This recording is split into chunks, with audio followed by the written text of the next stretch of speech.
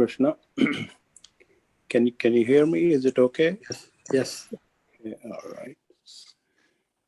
Well, we are here to celebrate the life of Sri Prabhupada and to pay homage to his life. His contributions are numerous, and such a great soul comes once in a lifetime. As we went through his Leelamritas and other biographical sketch, all his he used to tell his devotees and his spiritual master, Bhakti Siddhanta Swami, whom he met in 1922. Prabhupada was born in 1896 and in Calcutta. And his guru found him to be a very intelligent, educated young man when he met him. And he asked him to dedicate his life to teaching the Vedic knowledge, particularly to the West, in English language. And during those, when he came here in 1969, after his training under the Bhakti Siddhanta Swami for several years, for 11 years or so, from 1922 to 1933. And then he became formally his disciple. In the years that followed, he wrote a commentary on Bhagavad Gita when he was in Calcutta, and he assisted his Gaudiya Mutt. And in 1944, he started his magazine, Back to Godhead, every fortnightly magazine. I used to get those too. And I was affected by his, propagation of the Hare Krishna movement. When I came as a student with all these Americans even, he had all those followers with the shaven heads, on the university campuses, distributing his books and all that. And I was myself surprised, even though born in a Hindu family, I had not read that literature when I picked those up. And they had those symbols and they were dancing, and that Lord Chaitanya's Sankirtan movement was in action. And it took root all over, from the West and all over the world. And I saw it, it is kind of unbelievable movement that we saw.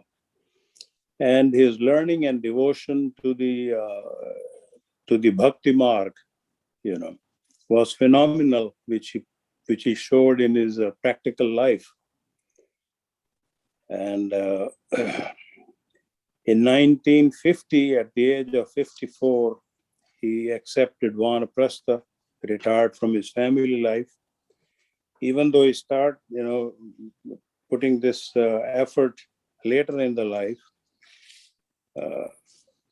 And of course, we talked about all the books, over 100 books, or so many translations and so on.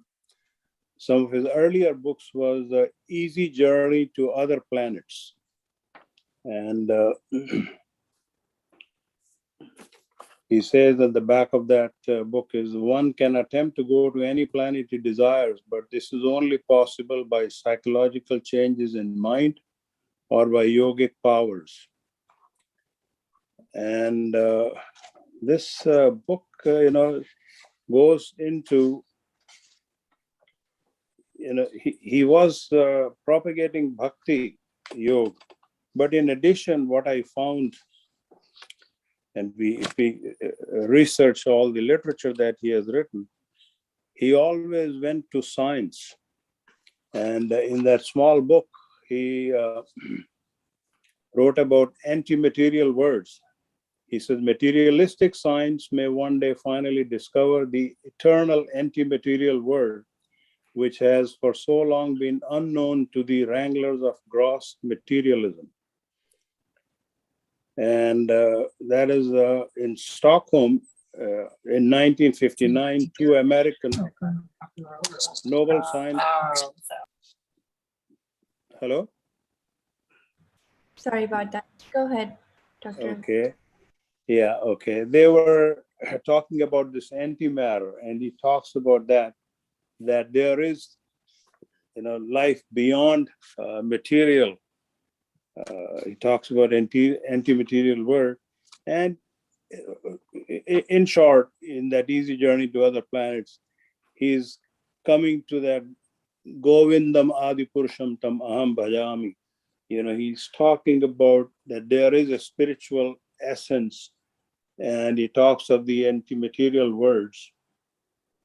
And after publishing 3 volumes of Bhagavatam, Prabhupada came to US in 1965,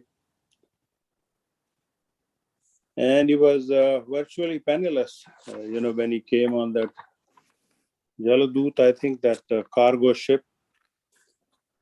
And then, of course, he wrote all these other books and translations on and on.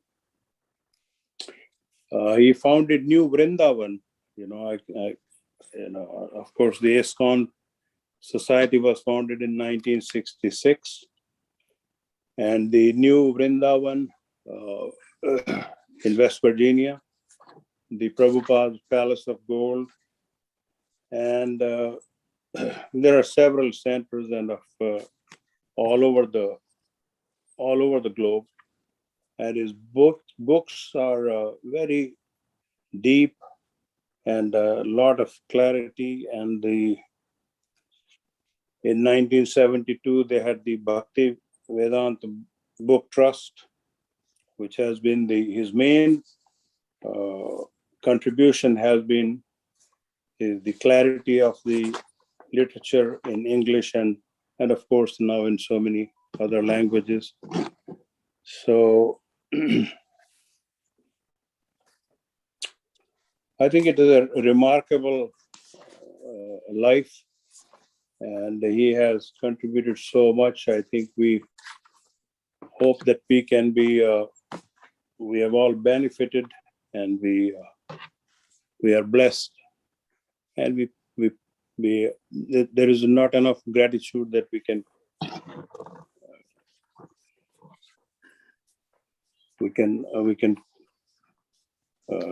talk about his accomplishments and the personality. They're so wonderful, and we are blessed. And I think the Hare Krishna movement and the ISKCON centers have contributed a whole lot, and we hope we continue this journey. Hare Krishna.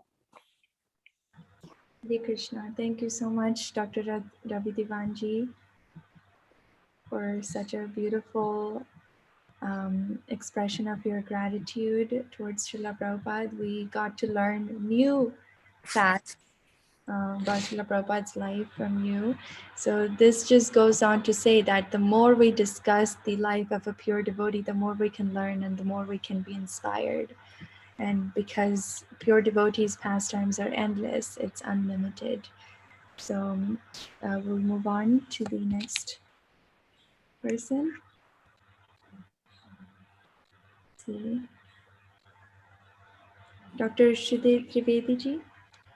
We'd also love to hear how Srila Prabhupada has affected your life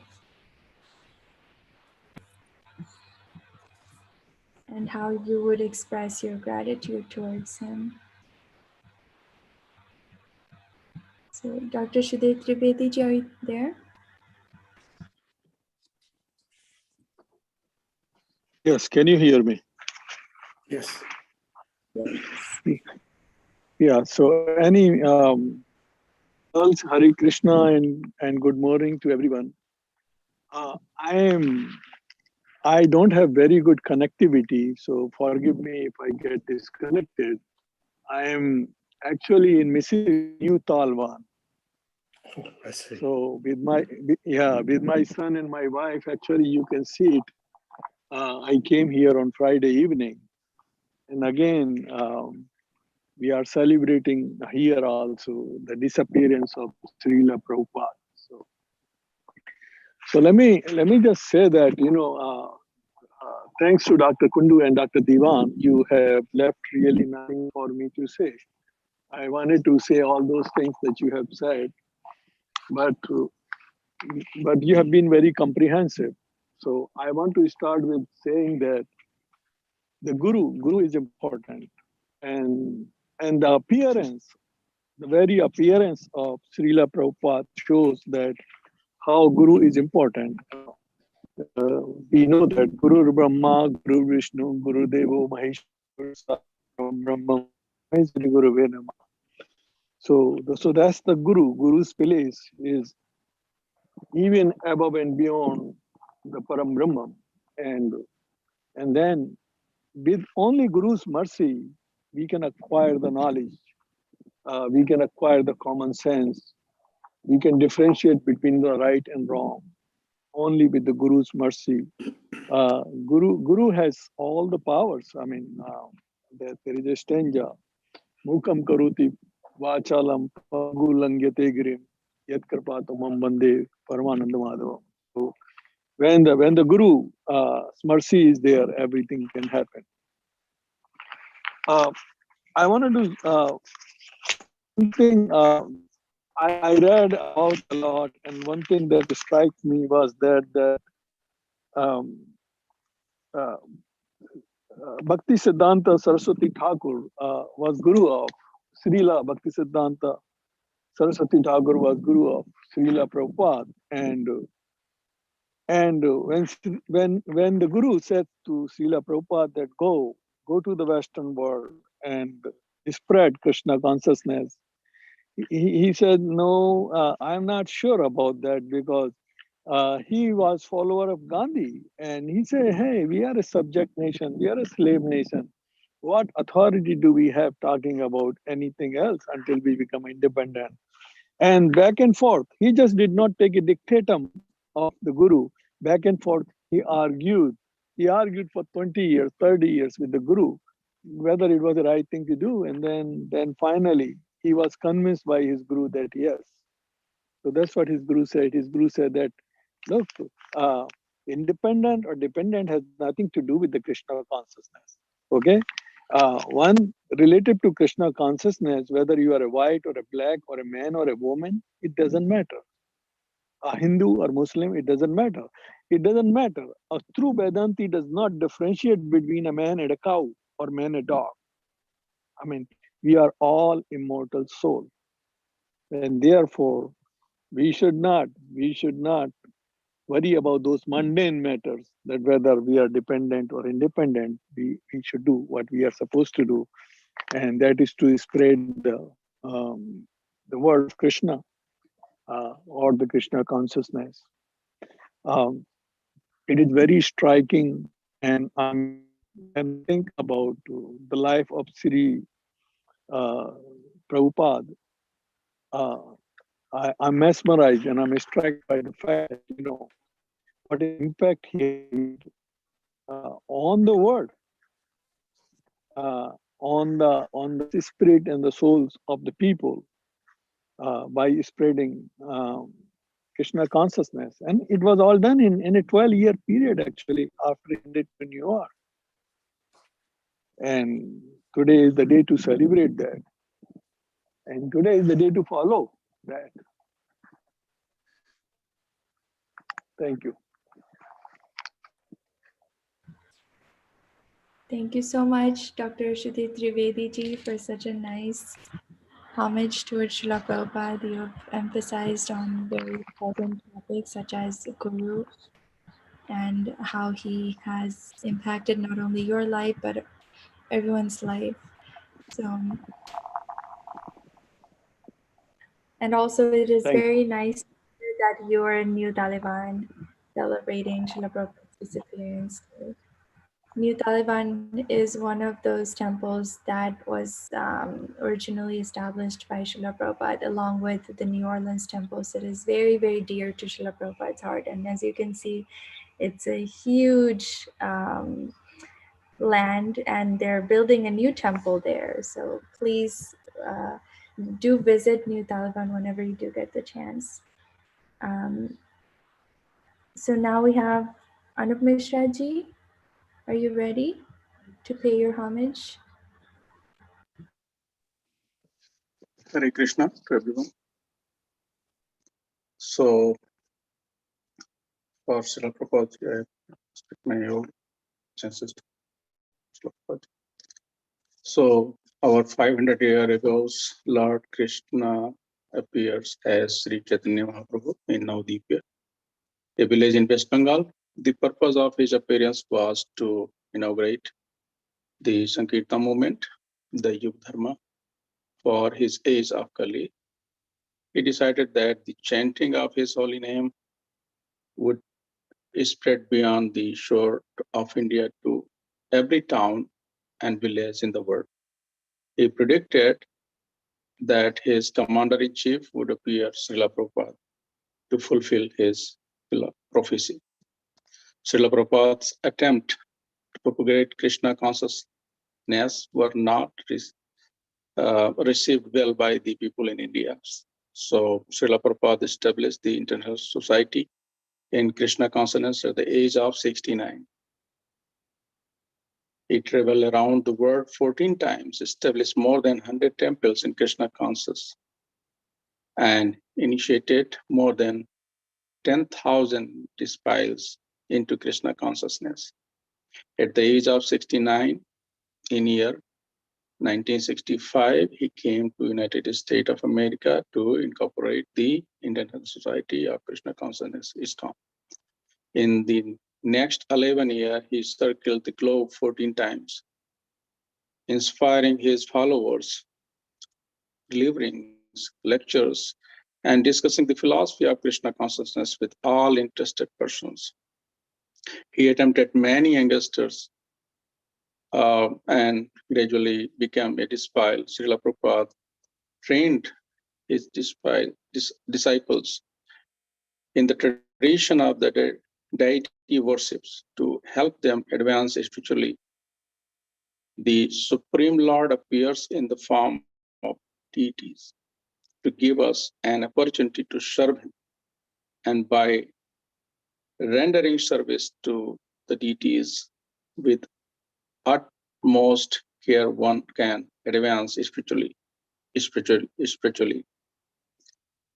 When we are attracted to the beautiful form of the deities, we will forget our attraction to the material things. And by serving the deities, we will develop pure love of God, and thus our lives will be successful. To revive the Krishna conscious tradition in the envisioned God-centered, self-sufficient form, communities based on the principle of simple living, high thinking. In 1972, he started a Gurukul in Dallas, Texas, an educational institution set up to the traditional Vedic model. He established more than 108 temples and instructed his disciples that no one should go hungry within a 10-mile radius of the ISKCON temple. Of all of his contributions, Srila Prabhupada considered his books to be the utmost importance. These books present the timeless wisdoms of Vedic scriptures in the modern English, with startling clarity and convincing, simple eloquence that proves the relevance of the science of self-realization of our modern world and our own lives. These books have changed the lives of millions. Hare Krishna.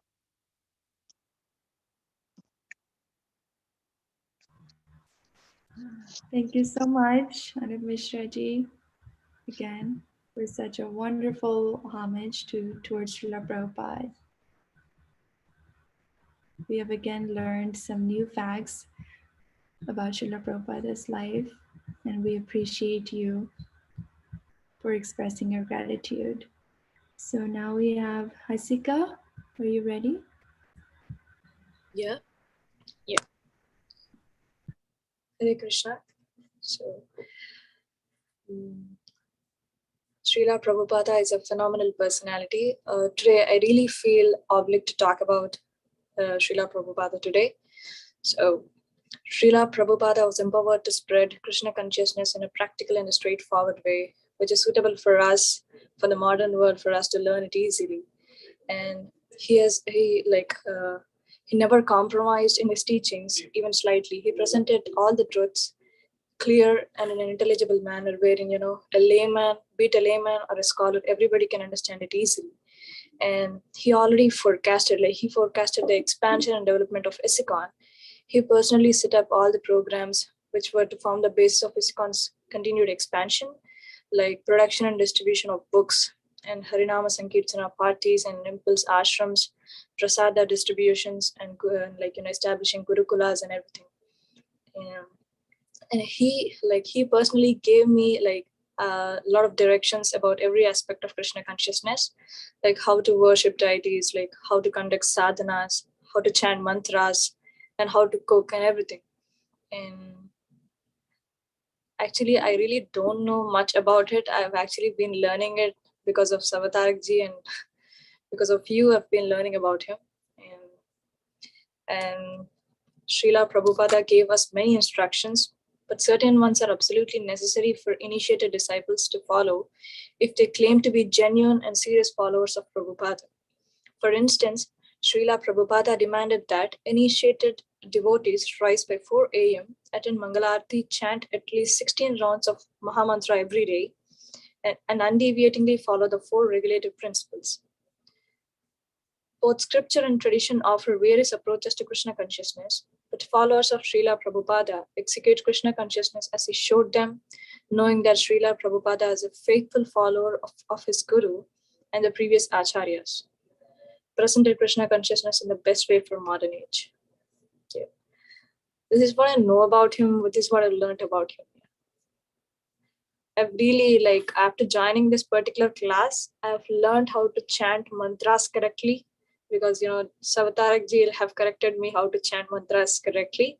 And I've learned many things, how to lead my life peacefully. And I've started reading Bhagavad Gita after joining this class. I usually read it in India. When I was in India, I read Bhagavad Gita, but this is something different. I really am applying Bhagavad Gita to my life, how to exactly everything. I really like to be a part of this. Thank you, everybody. Thank you, Madan Kunduji and Savatarakji, to actually make me to join this group. Thank you. Thank you so much, Hasika. We really enjoyed hearing your expression of gratitude towards Srila Prabhupada, and we're always very inspired from you because you are studying here and you're also working so hard, not only in your education but also through your singing. You sing so beautifully for the Lord, and you're joining our program every Sunday. So it's very inspiring. I hope you can keep on joining us, and so we can all practice Krishna consciousness together. Thank you. Thank you so much. Hare Krishna. Hare Krishna.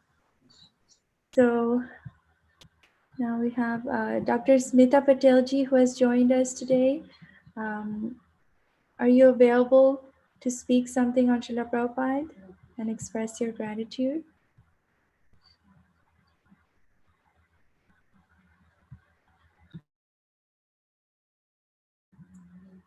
Dr. Smita Patelji, are you there?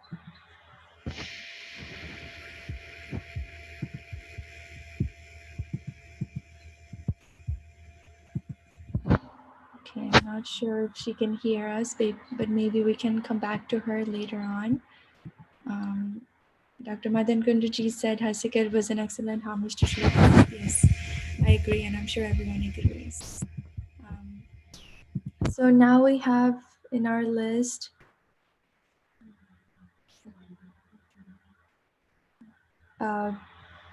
yes, so now we have Keshav and Jishnu Prabhu joining us from Dallas, who are kindly here to express their gratitude to Srila Prabhupada. So we welcome both of you. Thank you so much for joining us. So we'll hear from you whenever you're ready. Do you think Keshav should go first? No, I think our home person should go first. Okay, I'll go first.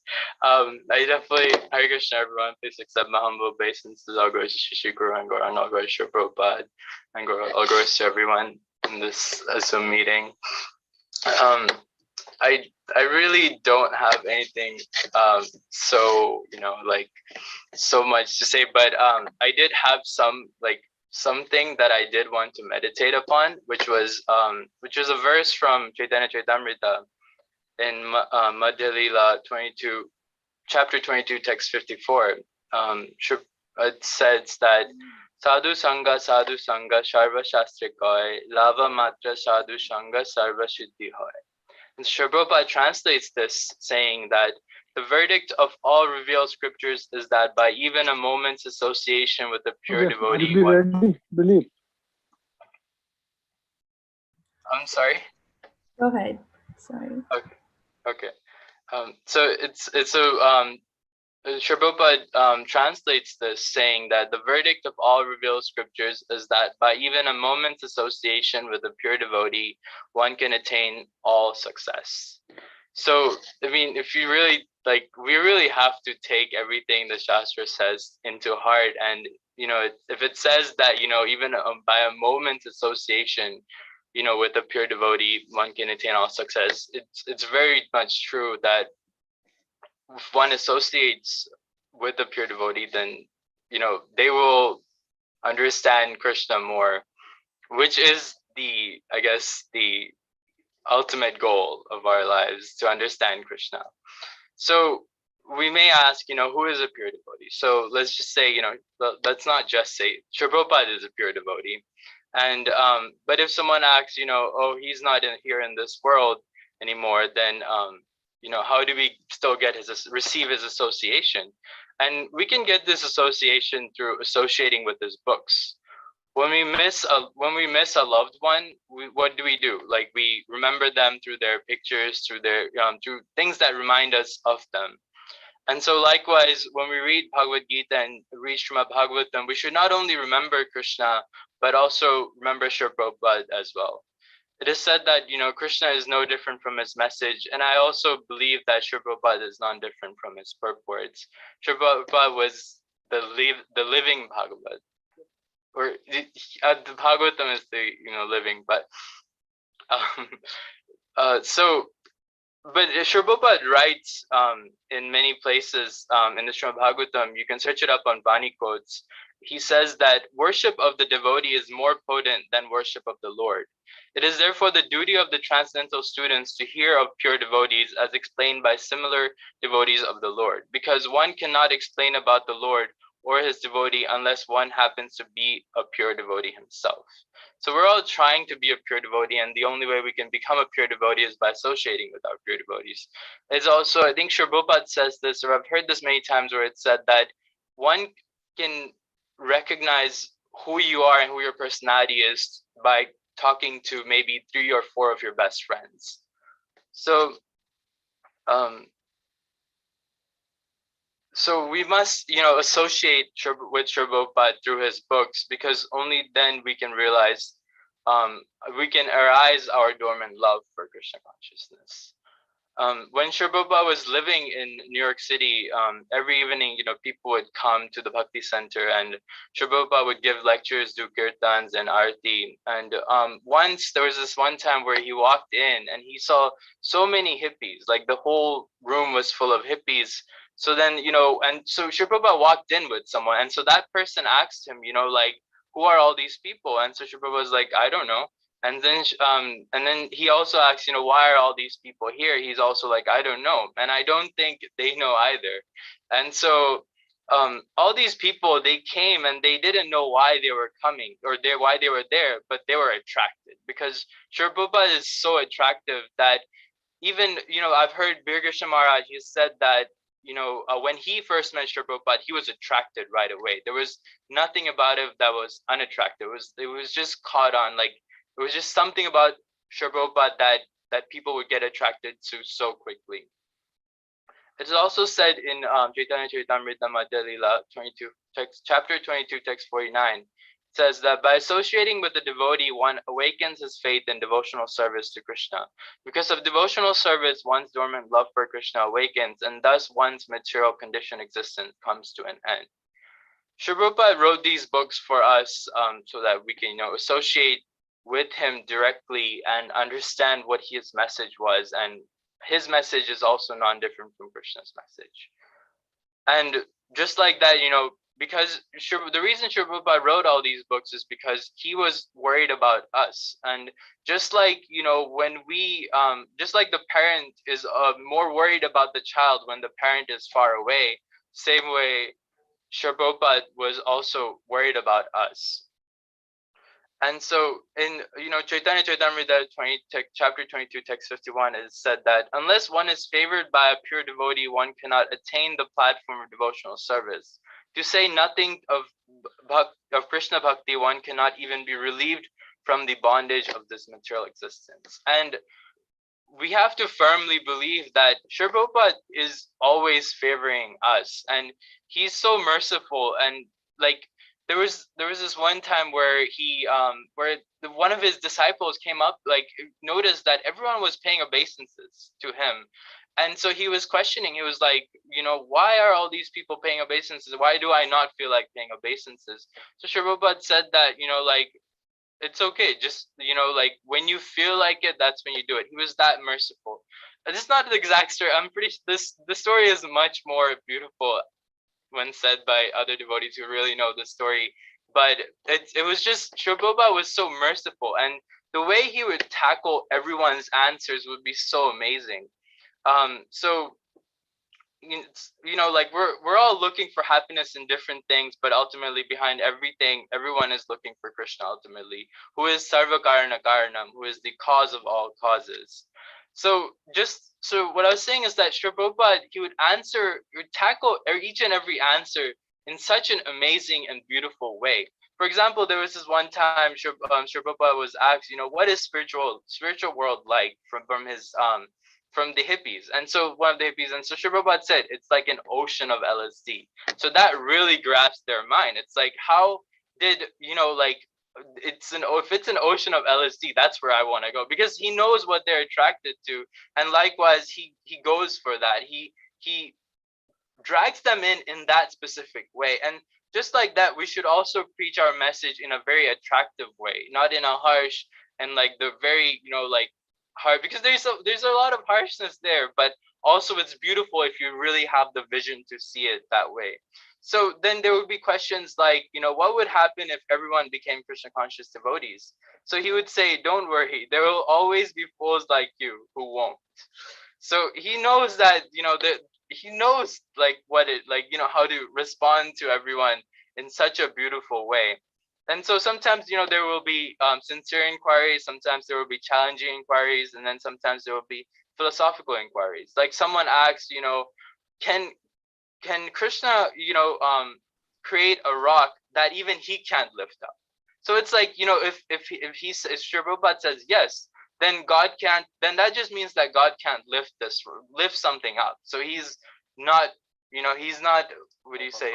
Right, he's not all powerful, right? So, and then if he says no, then it means that there's something God can't create.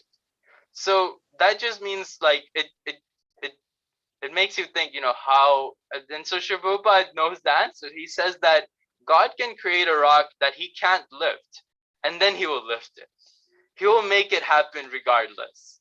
And that's because he knows, really how to get through with all these different kinds of questions, and it's interesting. You might think that Srila Prabhupada has always been asked these questions, because that's what happens sometimes when we get asked questions asked repeatedly. We think, oh, like these questions I've already said before, but it's always on the spot for Srila Prabhupada, and that's why he's our founder Acharya, because he knows the answers to everything. He's Guru.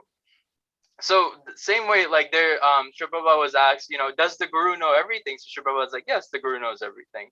So then the person asks, how many windows are there in the Empire State Building? So Srila Prabhupada says, he counter questions that person, saying, how many drops are there in a mirage?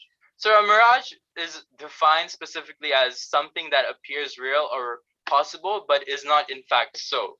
So in basically a mirage, you can say, I think if I'm correct, the mirage is also when you drive in like a very, let's say when you drive long distance, let's say we're going from Dallas to Houston, you will see sometimes that on the road, there's water.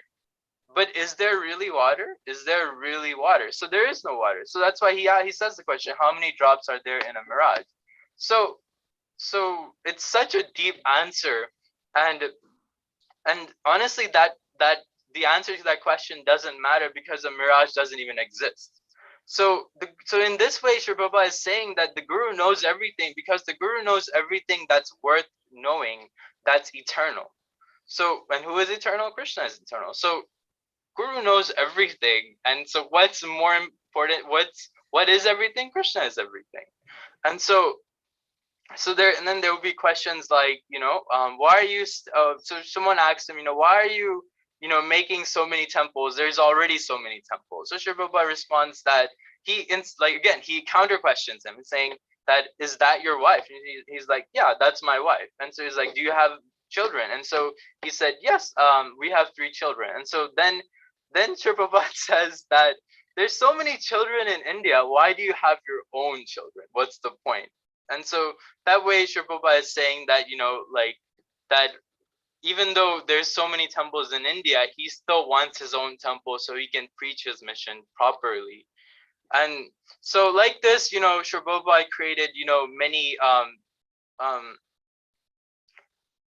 temples, which are basically the embassies of the spiritual world.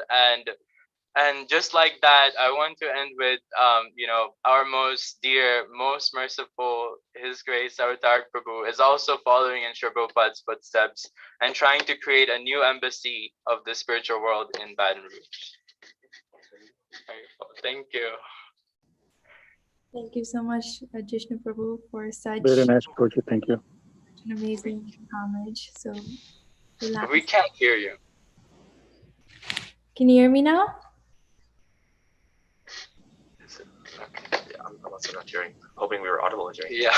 the entire Can anyone else hear me? unless we're getting a chat message. Can anyone hear me?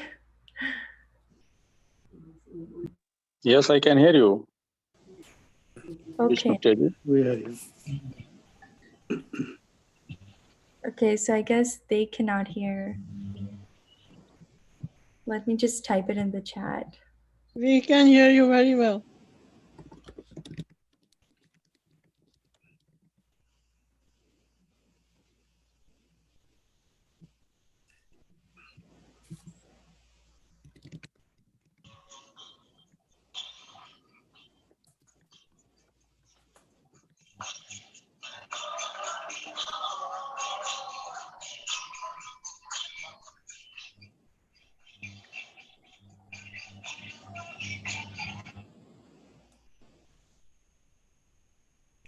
Okay, can you hear me now?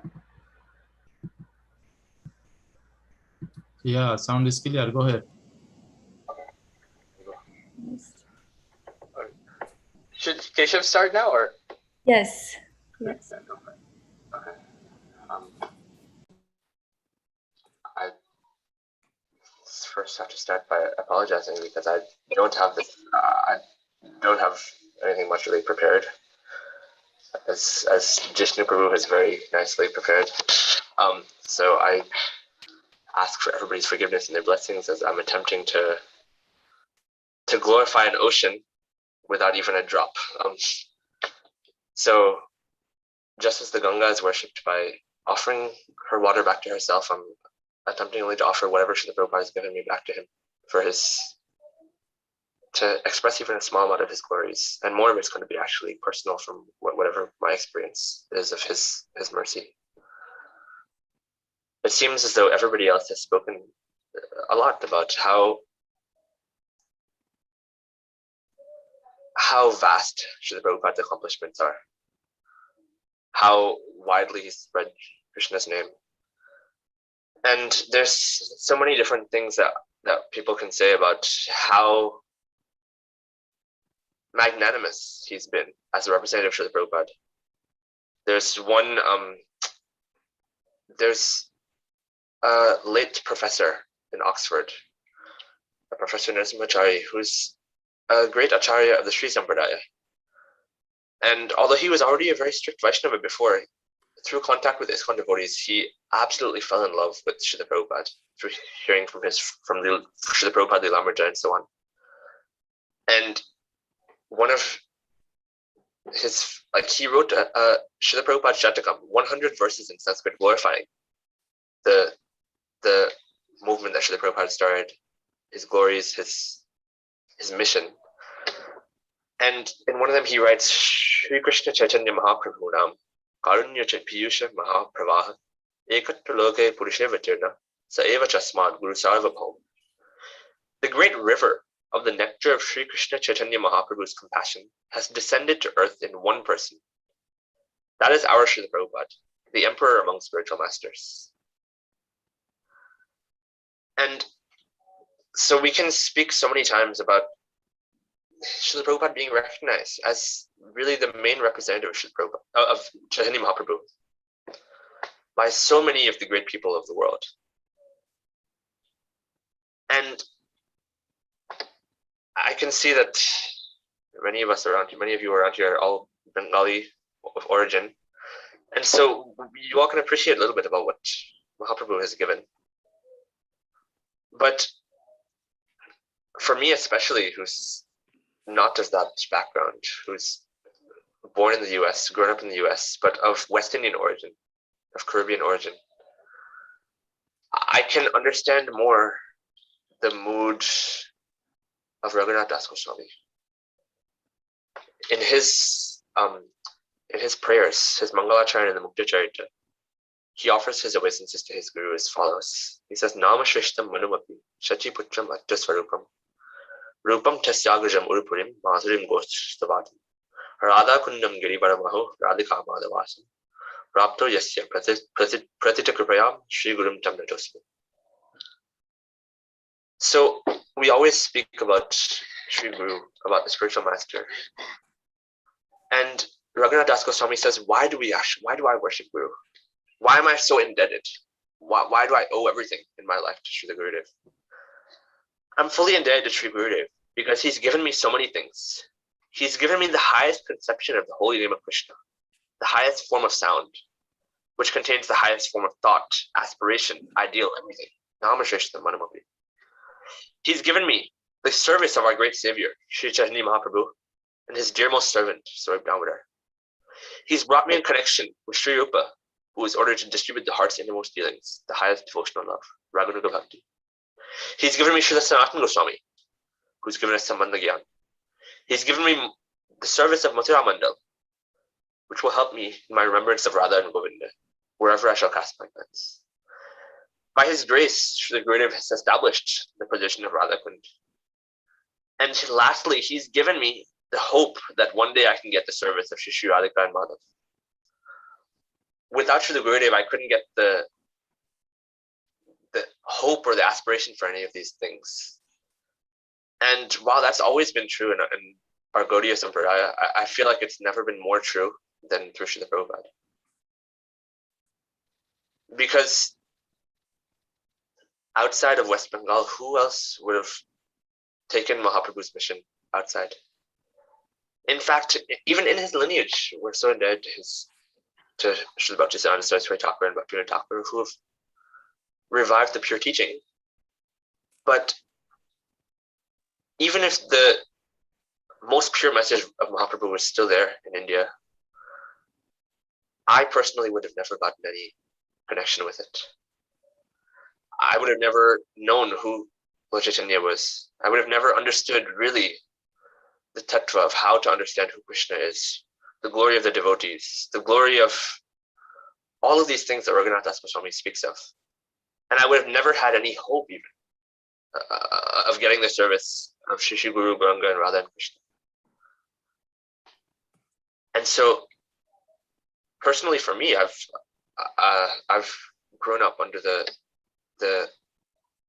protection of Srila Prabhupada, having had parents who have joined Srila Prabhupada's movement, and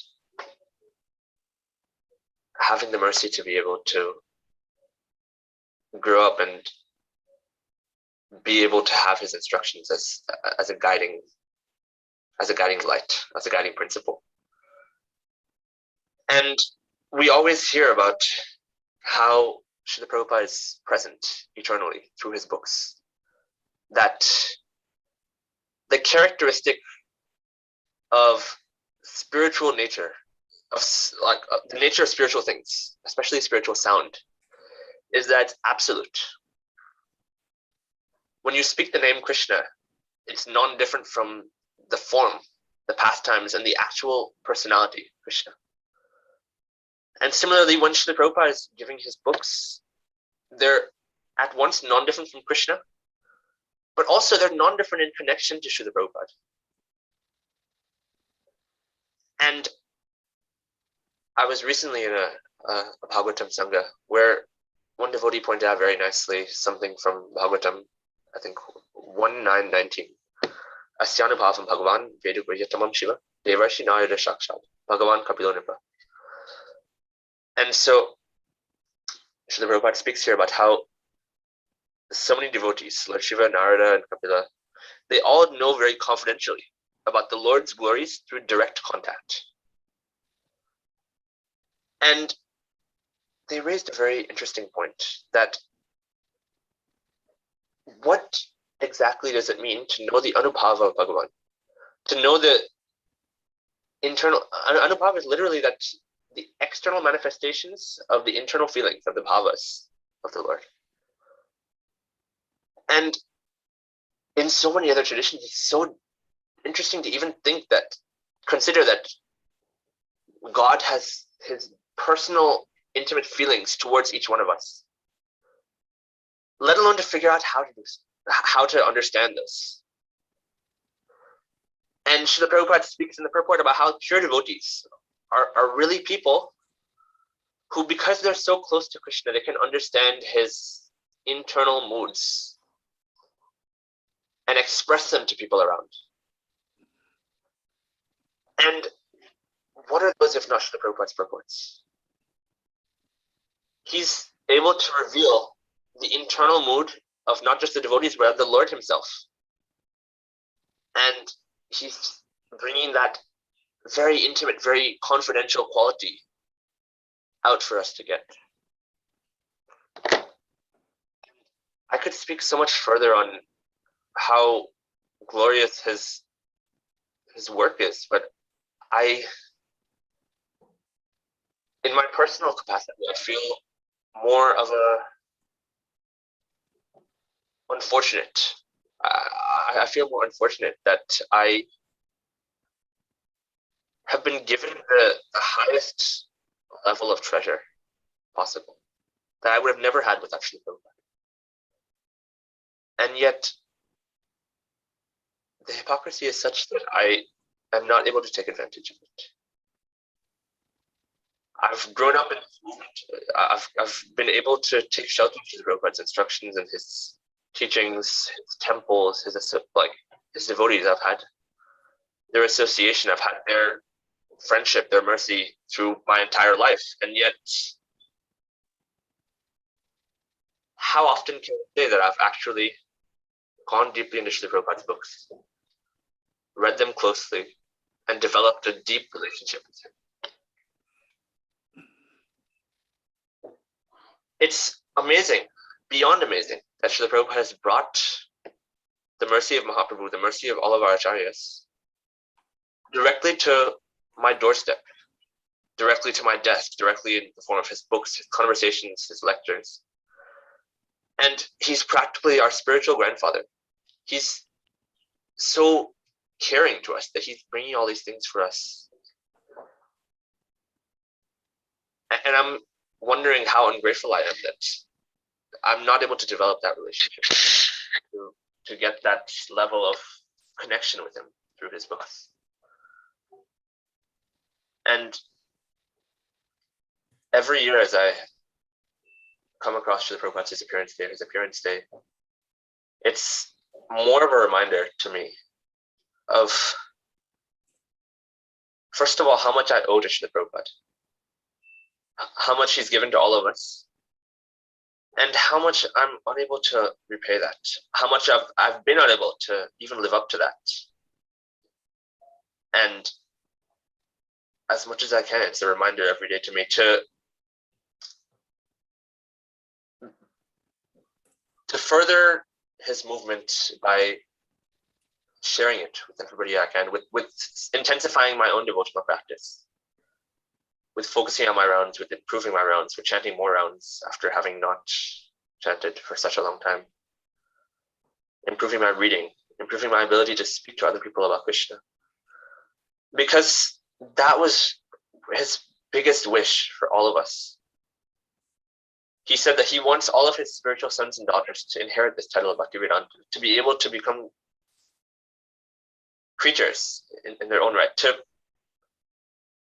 The wish of a grandfather is that all of his children take up his birthright, that they continue his mission, they continue what he's been doing. And we've spoken a few times, I've heard about Prithiviti Achayari Nagaradi Gram, that Mahaprabhu is sending his Senapati Bhakta to spread his movement. But what exactly is that movement that Srila Prabhupada wants us all to fulfill? Mahaprabhu also says, Jarideke Tarakaho Krishna Upadesh, that what did Srila Prabhupada do? Whoever he met, whoever he came across, he told everybody about Krishna. And Mahaprabhu says, on my order, you should become a guru and deliver everybody within this land. And not last year, but the year before, my friend's father, Chandra Prabhu, he spoke in his offering to his Guru Maharaj, Srila Prabhupada, on his disappearance, that how do we really repay our debt that we have to Srila Prabhupada? We repay that debt by attempting in some small way to become a guru for somebody else. It doesn't mean that we put on saffron and that we become a sannyasi and that we start initiating and giving people spiritual names. It means that, first of all, that we take responsibility for ourselves, for grabbing hold of this rope of mercy that he's thrown to us. He's brought it within our grasp, but we still have to make the effort in order to take hold of it ourselves. Srila Prabhupada's mercy, he says that my mercy is always there. It is only for you to grab it. And moreover, it also means that upon tasting something from this, that we're able to share this with other people. That initiate somebody by giving them a name, and having them take vows in front of you. We pay our debt forward to the Prabhupada by taking responsibility for people around us, by seeing how we and other people around us are following the Prabhupada. For Jishnu to ask me, how have you been doing? How are you feeling, Srila Prabhupada? Are you feeling comfortable to say something for a couple of minutes? And giving opportunities for service to people. Sharing whatever you heard from Srila Prabhupada to other people around you. And by doing so, we're both developing ourselves, which is what Srila Prabhupada wanted. And we're carrying forward his mission. And so I hope and pray for all of your blessings to be able to live up to Srila Prabhupada's wishes for all of us, and to, at some small level, to be able to grasp the amount of mercy that he's given to me and to all of us. And I want to thank you all for actually taking that opportunity to share whatever he said. about Krishna, whatever he's brought about Krishna, about Mahaprabhu to all of us, and for letting me get a small amount of service for this. Haribol. Haribol. Vibol. Thank you so much, Arjun Keshav Prabhu and Jishnu Prabhu, for such for such an exceptional homage and expressing your gratitude towards Srila Prabhupada. I think we are all very, very touched by your glorification, and we are all very, very inspired from both of you. As you all can see that these two devotees are the youth of our society, and how enthusiastic they are and how knowledgeable they are, and they have been studying so much. I'm very fortunate to say that I have received their association whenever I go to Dallas, and they're very, very enthusiastic in service, not only service, but also kirtan. So they're always excited to spread this message of Sri Chaitanya Mahaprabhu, of Srila Prabhupada, to everyone that they meet. So we're very thankful to both of you for joining us today and giving your time to express your gratitude. And also we're very thankful to each and every one of you in the audience for taking out the time to pay your homage. Because of time restraints, we will have to end here and continue to Aarti, but we would love to continue the homages and hear from more of you in our upcoming Sunday program. So please be prepared for that. And okay, so we see a message. Keshav runs a weekly UTD program called the Mantra Lounge. Wow, that's wonderful. See how ideal the youth of our movement is. And Keshav Prabhu is one of those pioneers that we can all be inspired from and follow. And I know personally that he is a wonderful singer. He's expert in classical music, and he can really touch everyone's heart through his kirtan. So hopefully we can hear your kirtan in our Sunday programs in the future. So we are inviting you and Jishnu Prabhu to join us in performing Harinam Sankirtan for all of us. Thank you so much. So now we will move on to the last part of the program. Any concluding words from anyone? Yeah, Vishnu Priya, I just wanted to say that, as everybody emphasized, Srila Prabhupada emphasized bhakti. The bhakti is the most important thing, the devotion. And that is why no matter how we start, we got to start with the Mahamantra. Hare Krishna, Krishna Hare Hare, Hare Rama, Rama Rama Hare Hare. And it has to be done without show off. Okay? And it has to be done without any desire, particularly a material desire. Because the devotion is the most, and even Krishna has said in the Bhagavad Gita, the devotion is the best way to reach me. And Srila Prabhupada basically re-emphasized that devotion is supreme of all the things. We can argue about it, we can speculate about it, we can read about it, we can do all the things, but at the end of the day, it is the devotion that counts, and it is the devotion that will take you to the Lord. That's all I want to say.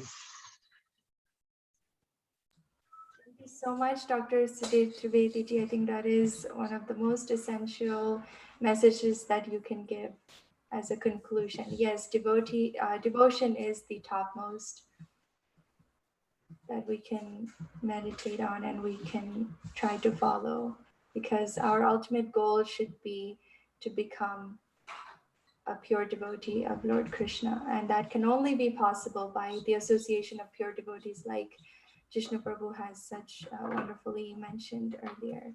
And by association, we can get those teachings.